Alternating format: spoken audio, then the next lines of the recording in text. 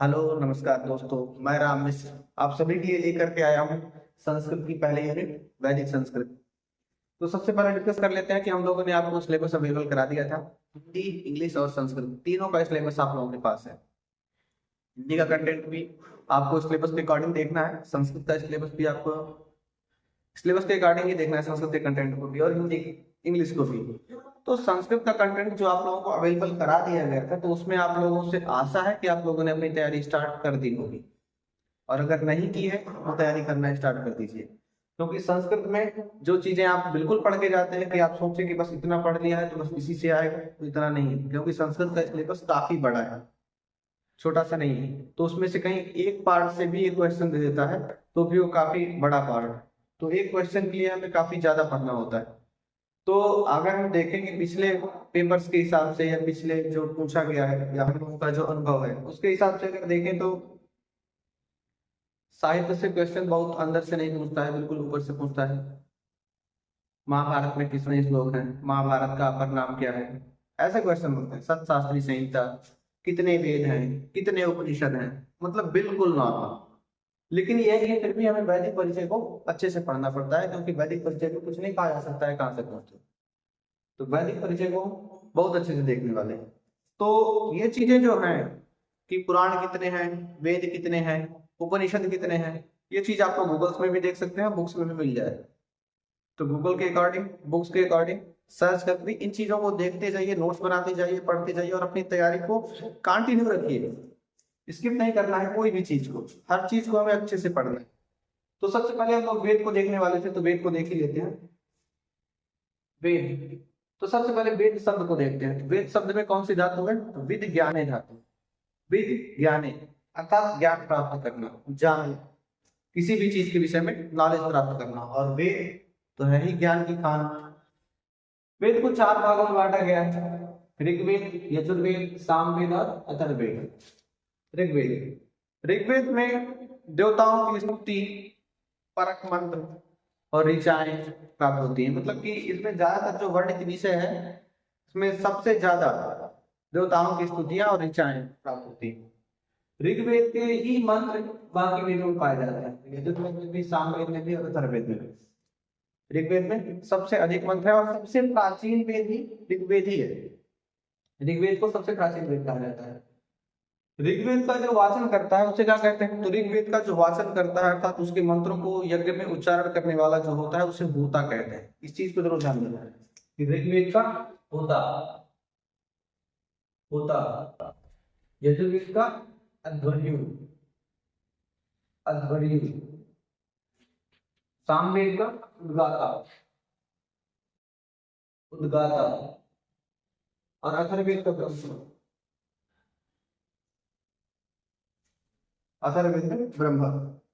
अर्थात ऋग्वेद का जो मंत्रों का उच्चारण करने वाला है उसे होता कहते हैं। यजुर्वेद के वर्णों का वर्णों का या मंत्रों का उच्चारण जो करते हैं उन्हें अध्वर्यु कहते हैं। सामवेद के मंत्रों का उच्चारण करने वाले को उद्गाता कहते हैं और अथर्ववेद के मंत्रों का उच्चारण करने वाले को ब्रह्मा कहते हैं। ऋग्वेद, ऋग्वेद को अगर विभाग की दृष्टि देखें या ऋग्वेद का रचना काल देखें, तो ऋग्वेद का रचना काल भारतीय मत जो है सभी लोग बाल गंगाधर तिलक के अनुसार मानते हैं। बाल गंगाधर तिलक ने ज्योतिष के अनुसार उसकी गणना की थी, तो उसे उन्होंने 6000 साल माना है खगोलीय आधार पर। लेकिन भारतीय मत में हमेशा से ही वेद को अपौरुषेय माना जाता है। अपौरुषेय वाक्यम वेद है, अर्थात वेद है उसकी रचना किसी पुरुष ने नहीं की, वो अपौरुषेय है, सृष्टि के प्रारंभ से ही था, ऐसा माना जाता है। तो ऋग्वेद का अगर प्रारंभ पूछ देता है कि ऋग्वेद का काल, तो सृष्टि का प्रारंभ अगर हो तो सृष्टि का प्रारंभ भी हमें ठीक करना है। इसे विभाग की दृष्टि देख लेते हैं। इसके विभाग दो तरह के विभाग पाए जाते हैं। इसके दो तरह का विभाग किया गया है, मंडल अनुवाक सूक्त में और अष्टक अध्याय सूक्त में। तो ऋग्वेद में मंडलों का जो वो है, मंडल हुआ तो 10 मंडल, अनुवाक 10, 85 अनुवाक है 85, और सूक्त 1028, 1028 सूक्त। अर्थात ऋग्वेद के मंडल कितने, 10 मंडल, अनुवाक कितने हैं 85 अर्थात 85 अनुवाक है, और सूक्त 1028 सूत्र है। और मंत्र, मंत्र, मंत्र कितने, 10,552, 10,552 मंत्र है, 10,552 मंत्र है। तो ऋग्वेद में ऑथेंटिक मंत्रों की संख्या 2,552 है बाकी पेपर में अलग अलग मिल जाता है, तो इसके आसपास का ही करना है। लेकिन हमें अगर जानकारी के लिए, तो जानकारी के लिए ऋग्वेद में 10,552 मंत्र है। और जो दूसरे प्रकार का विभाग है वो है अष्टक, अध्याय और सूक्त में। अष्टक, अध्याय, सूक्त। अष्टक कितने हैं? तो ऋग्वेद में 8 अष्टक, ऋग्वेद में 8 अष्टक, अर्थात 8 अष्टक। तो 8 अष्टक में प्रत्येक अष्टक में 8 अध्याय, प्रत्येक अष्टक में 8 अध्याय है। 8 8 64, इसका मतलब टोटल कितने अध्याय है ऋग्वेद में? 64 अध्याय। 8 अष्टक और प्रत्येक अध्याय में, प्रत्येक अष्टक में 8 अध्याय, तो टोटल 64 अध्याय। और सूक्त तो आप लोगों को पहले से पता है कि 1028 ही है, 1028 सूक्त। बाकी विभाग की दृष्टि से देखें अगर, तो विभाग में सबसे पहले देख लेते हैं इसके शाखाओं को। ऋग्वेद की शाखाएं कितनी? ऋग्वेद की शाखाएं 4 है। शाकल, वास्कल, अश्वलायन और सांख्यायन। शाकल शाखा, वास्कल शाखा, अश्वलायन शाखा, सांख्यायन शाखा, सांख्यायन शाखा और मांडविकायन शाखा। तो ऋग्वेद की टोटल कितनी शाखाएं होगी? 5 शाखाएं। ऋग्वेद की 5 शाखाओं में उसके बाद हम देखते हैं ऋग्वेद में ब्राह्मण ग्रंथ। ब्राह्मण ग्रंथ कितने? ब्राह्मण ग्रंथ 2 हैं, ऐतरेय ब्राह्मण और सांख्यायन ब्राह्मण। सांख्यायन को कौशितक भी कहा जाता है, इसे पुस्तक में लिख लीजिएगा आप लोग कि सांख्यायन को कौशितक भी कहा जाता है। तो अगर कौशितक या सांख्यायन दो में से कोई भी लिखा हो तो हम दोनों सही है, कंफ्यूज बिल्कुल नहीं होना है। कौशितक को ही सांख्यायन कहा जाता है।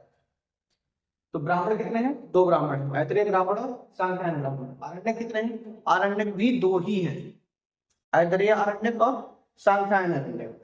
ऐतरेय आरण्यक और सांख्यायन आरण्यक बोलते जाना है ताकि याद हो जाए। उपनिषद कितने हैं? उपनिषद 3 है। ऋग्वेद में उपनिषदों की संख्या 3 है। ऐतरेय उपनिषद, सांख्यायन उपनिषद और वास्कलोपनिषद। ऐतरेय उपनिषद, सांख्यायन उपनिषद और वास्कलोपनिषद। ब्राह्मण कितने हैं? तो ब्राह्मण भी ऐसे ही है, ब्राह्मण 2 हैं, ऐतरेय और सांख्यायन। आरण्यक कितने हैं? ऐतरेय और सांख्यायन, सेम है एकदम। बस उपनिषद में एक और जोड़ देना है, वास्कल उपनिषद। ठीक है, तो उपनिषदों की संख्या 3 है, वास्कल उपनिषद। उसके बाद आते हैं यजुर्वेद। यजुर्वेद के मंत्रों का उच्चारण करने वाला जो है उसे अध्वर्यु कहते हैं। यजुर्वेद के 2 विभाग हैं, शुक्ल यजुर्वेद और कृष्ण यजुर्वेद। शुक्ल यजुर्वेद में मुख्यतः क्या है कि मंत्रों के मंत्र ही मंत्र है, अर्थात जितने भी हैं मंत्रों की संख्या ही है, गद्य और पद्यों का मिश्रित भाग नहीं है। मिश्रित भाग कृष्ण यजुर्वेद में, तो इसमें केवल पद्यों को ही रखा गया है। तो पद्य भाग पूरा कहाँ है? शुक्ल यजुर्वेद में। कृष्ण यजुर्वेद को कृष्ण यजुर्वेद इसलिए कहा जाता है क्योंकि इसमें मंत्रों और गद्यों, अर्थात गद्य और पद्य दोनों का मिश्रित है, इसलिए इसे कृष्ण यजुर्वेद कहते हैं। शुक्ल यजुर्वेद का डिवाइड 2 भागों में बांटा गया है, वात्सनेयी शाखा और खंड शाखा। इसकी 2 शाखाएं हैं, शुक्ल यजुर्वेद की 2 शाखाएं, वात्सनेयी शाखा और खंड शाखा। वात्सनेयी शाखा का एक अपर नाम है जिसे माध्यान्ह शाखा कहते हैं। तो वात्सनेयी शाखा या माध्यान्ह शाखा, 2 में से कोई भी हो तो कंफ्यूज बिल्कुल नहीं होना, दोनों सही है, वात्सनेयी और माध्यान्ह। कृष्ण यजुर्वेद की अगर शाखाएं देखें तो कृष्ण यजुर्वेद की 4 शाखाएं, तैत्तिरीय, मैत्रायणी, कठ और कपिस्थल। तैत्तिरीय शाखा, मैत्रायणी शाखा, कठ शाखा, कपिस्थल शाखा। ठीक है, कठ को काठक भी कह देते हैं, तो इसे देख लेना है। उसके बाद हम आते हैं शुक्ल यजुर्वेद का, थोड़ा सा ब्रांच में देखते हैं, थोड़ा सा डिवाइड अलग है इसका। तो शुक्ल यजुर्वेद में क्या है? इसे आदित्य संप्रदाय कहा जाता है। शुक्ल यजुर्वेद को आदित्य संप्रदाय, ये आदित्य संप्रदाय के अंतर्गत आता है। ठीक है, शुक्ल यजुर्वेद का यजुर्वेद का ब्राह्मण ग्रंथ। तो यजुर्वेद का ब्राह्मण ग्रंथ कौन सा है? शतपथ ब्राह्मण। यजुर्वेद का ब्राह्मण ग्रंथ दोनों में सेम है, शुक्ल यजुर्वेद और कृष्ण यजुर्वेद दोनों में सेम है। तो ब्राह्मण ग्रंथ कौन सा है? शतपथ ब्राह्मण। उसके बाद आरण्यक ग्रंथ कौन सा है? तो शुक्ल यजुर्वेद का आरण्यक ग्रंथ। इसका शुक्ल यजुर्वेद का, कृष्ण यजुर्वेद से अलग है। शुक्ल यजुर्वेद का, शुक्ल यजुर्वेद का आरण्यक ग्रंथ है बृहदारण्यक, बृहदारण्यक। उपनिषद क्या है? उपनिषद इसमें कौन से हैं? तो उपनिषद भी ऐसे ही है, उपनिषद 2 हैं, ईशोपनिषद और बृहदारण्यक उपनिषद। ईशोपनिषद और बृहदारण्यक उपनिषद। उसके बाद आते हैं कृष्ण यजुर्वेद में। तो कृष्ण यजुर्वेद में उपनिषदों की संख्या कितनी है? क्योंकि बाकी तो देख ही चुके हैं, आरण्यक ब्राह्मण दोनों में से ही है। ठीक है, आरण्यक ग्रंथ जो है तो कृष्ण यजुर्वेद में होता ही नहीं है, आरण्यक ग्रंथ कृष्ण यजुर्वेद में नहीं होता। बचा कौन सा? उपनिषद। तो कृष्ण यजुर्वेद में उपनिषदों की संख्या कितनी है?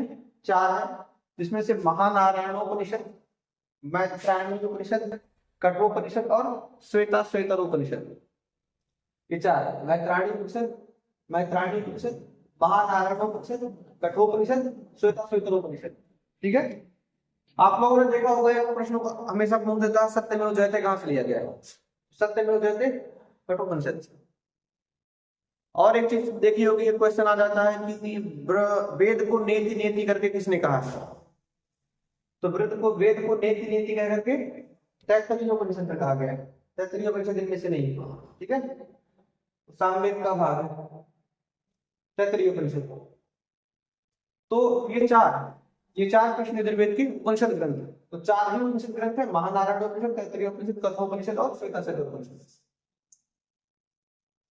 इसके बाद हम लोग आते हैं सामवेद। तो सामवेद का जो विभाग है, सामवेद की 3 शाखाएं हैं, कौथुमीय शाखा, राणायनीय शाखा और जैमिनीय शाखा। केवल इसमें अगर पूछ दे कि सामवेद की कितनी शाखाएं हैं, तो 3 शाखाएं हैं, कौमुद शाखा, राणायनीय शाखा और जैमिनीय शाखा। इसके अगर ब्राह्मण ग्रंथों को देखें तो ब्राह्मण ग्रंथ इसमें काफी सारे हैं, जैसे प्रौढ़, तांड ब्राह्मण, तांड ब्राह्मण, संहितो ब्राह्मण, देवताध्याय, वंश ब्राह्मण, पंचविश ब्राह्मण, षड्विश ब्राह्मण, सामविधान, जैमिनीय ब्राह्मण या जैमिनीय, या तो इसे आत्मेय ब्राह्मण भी कह देते हैं। हमेशा क्वेश्चन जब पूछा जाता है तो अपर नाम ज्यादा पूछा जाता है। जैसे पिछले साल में किसी पेपर में शायद आरसे पूछा था, आरसे ब्राह्मण किस वेद का है? जैमिनीय है। जैमिनीय का अपर नाम आरसे है, लेकिन जैमिनीय नहीं पूछा है, आरसे पूछा है। तो वो हर बार कंफ्यूज करके आपसे उत्तर पूछना चाहता है, तो इसलिए याद रखिएगा जैमिनीय को आरसे कहते हैं, कि जैमिनीय का ही अपर नाम आरसे है। और सामवेद के जो आरण्यक ग्रंथ है, सामवेद के आरण्यक ग्रंथ कौन कौन से हैं? तवलकार आरण्यक और छांदोग्य आरण्यक, ये आरण्यक ग्रंथ है। 2 ही आरण्यक ग्रंथ हैं, तवलकार और छांदोग्य। जैसे ऐसे क्रम में पढ़िए, छांदोग्य, तवलकार। उपनिषद ग्रंथ, सामवेद में उपनिषद ग्रंथ छांदोग्य उपनिषद और केनोपनिषद। सामवेद में उपनिषद ग्रंथ केवल 2 ही हैं, छांदोग्य और केन। सामवेद का जो विभाग है, सामवेद को भी 2 भागों में बांटा गया है यजुर्वेद के हिसाब से। जैसे यजुर्वेद को 2 भागों में बांटा गया, शुक्ल यजुर्वेद और कृष्ण यजुर्वेद, उसी प्रकार से सामवेद को भी 2 भागों में बांटा गया, पूर्वार्चिक और उत्तरार्चिक। तो इस चीज को भी ध्यान रखना है, अगर पूछ दे कि सामवेद का विभाग कितने भागों में है, तो 2 भागों में है, उत्तरार्चिक और पूर्वार्चिक। उसके बाद हम लोग देखते हैं अथर्ववेद को। अथर्ववेद के मंत्रों का उच्चारण करने वाला जो है उसे कहते हैं ब्रह्मा। ठीक है। सामवेद में छूट गया है, सामवेद का जान लीजिए। सामवेद का परिचय ऐसा है कि सामवेद में गायन, लय, तुक, ताल संबंधी जानकारी मिलती है। अर्थात जितना संगीत है, गायन है, गीत, वाद्य, नृत्य है, टोटल सामवेद में। नाट्य परिचय, जितनी चीजें हैं वो सामवेद में। अर्थात सामवेद में टोटल गायन संबंधी, लय, तुक, ताल आदि टोटल सामवेद मिलता है। सामवेद के मंत्रों का अच्छा गायन भी होता है। उसके बाद देखते हैं अथर्ववेद। तो अथर्ववेद में जादू, टोना और औषधीय संबंधी जानकारी प्राप्त होती है। अगर कहीं किसी क्वेश्चन आ जाए कि आयुर्वेद का वर्णन किस वेद में है, तो वो अथर्ववेद होगा। औषधियों की जानकारी किस वेद में मिलती है, तो अथर्ववेद होगा। जादू, टोना, तंत्र मंत्र संबंधी जानकारी या मंत्र कहाँ पाए जाते हैं, तो अथर्ववेद में पाए जाते हैं। इसकी रचना का अथर्वशीर शाखा। तो अथर्ववेद की कई शाखा है, जिनमें से एक है पैपलाद शाखा, सौनक शाखा, मौध, जाजर, जलद, ब्रह्म, देवदत्त और चारण वैद्य। चारण वैद्य को जरूर डाल देना है, क्योंकि लास्ट शाखा यही पूछी जाती है, तो इस शाखा को नहीं याद करना है। तो कितनी शाखा है इसकी? पैपलाद शाखा, सौनक शाखा, मौध, जाजर, जलद, ब्रह्म, ठीक है, और देवदत्त और चारण, टोटल 9 शाखाएं। तो अथर्ववेद की शाखाओं की संख्या 9। कौन कौन सी हैं, तो उनके नाम याद कर लेना, और लास्ट वाले को बिल्कुल याद कर लेना है, चारण वैद्य। इसका जो ब्राह्मण ग्रंथ है, ब्राह्मण ग्रंथ केवल मात्र इसमें एक ही ब्राह्मण ग्रंथ है, गोपद ब्राह्मण ग्रंथ, गोपद ब्राह्मण। आरण्यक ग्रंथ इसमें नहीं है, आरण्यक ग्रंथ एक भी नहीं। उपनिषद, तो अथर्ववेद में उपनिषदों की संख्या 3 है। प्रश्नोपनिषद, मुंडोपनिषद और मांडुक्योपनिषद। इसे मुंडकोपनिषद कहते हैं और मांडुक्योपनिषद। मुंडकोपनिषद और मांडुक्योपनिषद में कंफ्यूज नहीं होना है, अलग अलग, दोनों सेम नहीं है। प्रश्नोपनिषद, मुंडकोपनिषद, ऋग्वेदापनिषद।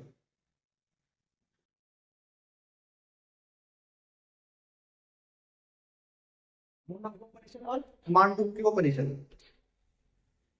और इनके अलावा भी इसमें कई हैं, लेकिन केवल प्रमुख जो है, प्रमुख 3 ही है, मुंडकोपनिषद, कृष्णोपनिषद और मांडुक्योपनिषद। इसके बाद अगर वेदों को देखें तो ऋग्वेद, ऋग्वेद का अपर नाम क्या है? आयुर्वेद। ऋग्वेद का आयुर्वेद, यजुर्वेद का धनुर्वेद। इनके अपर नाम, अगर प्रश्न ले कि आयुर्वेद किसका नाम है, तो ऋग्वेद का ही अपर नाम है आयुर्वेद, यजुर्वेद का अपर नाम है धनुर्वेद, सामवेद का गंधर्व वेद। ऋग्वेद का आयुर्वेद, यजुर्वेद, धनुर्वेद, सामवेद, गंधर्ववेद और अथर्ववेद शिल्पवेद। अथर्ववेद को शिल्पवेद के नाम से जाना जाता है। तो इनके अगर अपर नाम पूछते तो बिल्कुल बिल्कुल कंफ्यूजन नहीं होना चाहिए। ऋग्वेद, आयुर्वेद, यजुर्वेद, धनुर्वेद, सामवेद, गंधर्ववेद और अथर्ववेद शिल्पवेद। प्रत्येक वेद को 4 भागों में डिवाइड किया गया है। बिल्कुल इस चीज को नोट कर लीजिए कि वेदों का विभाग 4 भागों में होता है। संहिता, ब्राह्मण ग्रंथ, आरण्यक ग्रंथ और उपनिषद, ये 4 में पाए जाते हैं। संहिता भी, ब्राह्मण ग्रंथ भी, आरण्यक ग्रंथ भी और उपनिषद भी। तो प्रत्येक वेद को विभाग की दृष्टि से 4 भागों में बांटा गया है। संहिता, ब्राह्मण ग्रंथ, आरण्यक ग्रंथ और उपनिषद। हाँ, और एक चीज देख लेते हैं, प्रस्थानत्रयी। प्रस्थानत्रयी किसे कहते हैं? तो प्रस्थानत्रयी के अंतर्गत 3 ग्रंथ आते हैं, उपनिषद, गीता और ब्रह्मसूत्र। प्रस्थानत्रयी नोट कर लीजिए। अगर कोई कह दे कि प्रस्थानत्रयी के अंतर्गत कितने ग्रंथ आते हैं, तो गीता, उपनिषद, ब्रह्मसूत्र। तो उपनिषद, गीता, ब्रह्मसूत्र।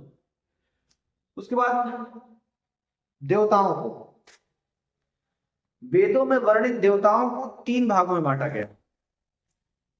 स्थान की दृष्टि से, अर्थात स्थान विभाग की दृष्टि से वेदों में वर्णित देवताओं को 3 भागों में बांटा गया। पृथ्वी स्थानीय, अंतरिक्ष स्थानीय और देव स्थानीय।